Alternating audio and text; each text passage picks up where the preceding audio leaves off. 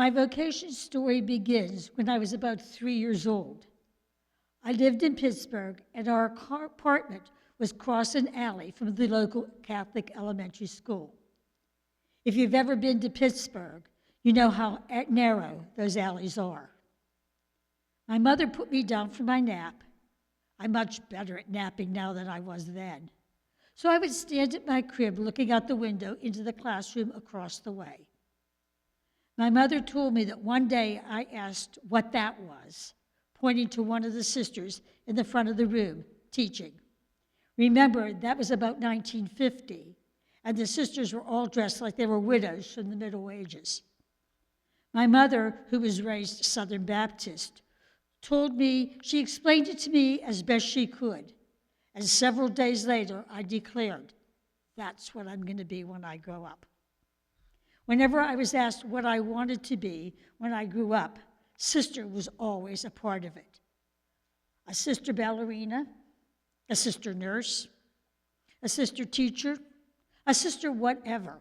I was always going to be a sister. I never saw any conflict.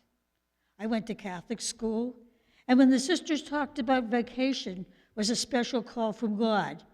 And if you were meant to be a sister or a priest, that's where you would find your peace.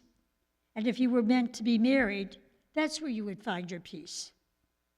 I remember praying almost every night that if I didn't have a vocation to be a sister, that God would take one from someone who didn't want it and give it to me, because I didn't care if it was secondhand.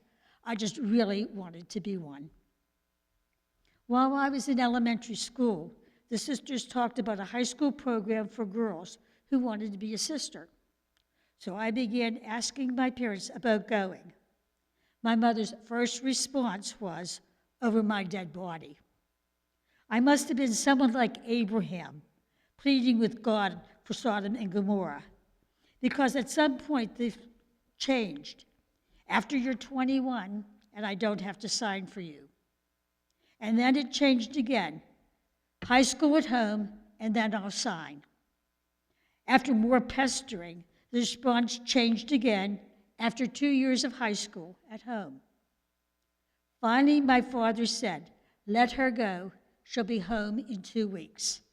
That was 1960. I left home at 13. I was home during my 4 years of high school, in the summer, and for holidays. I entered the Franciscan congregation that taught me in elementary school, becoming sister. At that time, there were 2 choices.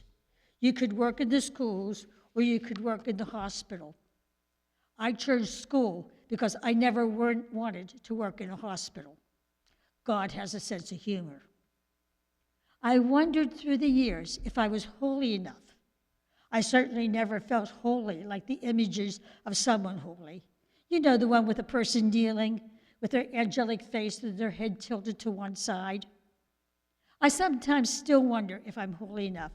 When my phone rings Sunday morning and I go to the hospital, either before or during Mass, I usually have an argument with myself about going to St. John's for Mass, the Mass of Last Resort at 5 p., or just being a pagan that week.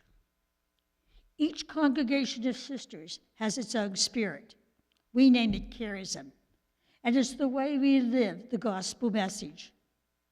What I came to understand is that my heart did not match the charism of the sisters who taught me.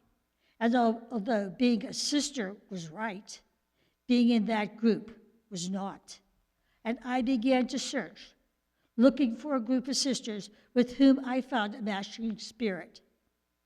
At the beginning of my search, God led me to Habakkuk 2. Write the vision down. If it's slow in coming, wait for it. For the vision waits for its appointed time and will come without delay. It took about 10 years of waiting and praying before I found a spirit matching my spirit with the Sisters of St. Joseph, and went through the process of changing orders. There certainly were struggles. I lived through all of the changes of Vatican Council II. When we looked how we did all changed dramatically. Yes, I wore the full-length black habit. We learned our ministry was more than teaching or nursing, that running a school or a hospital.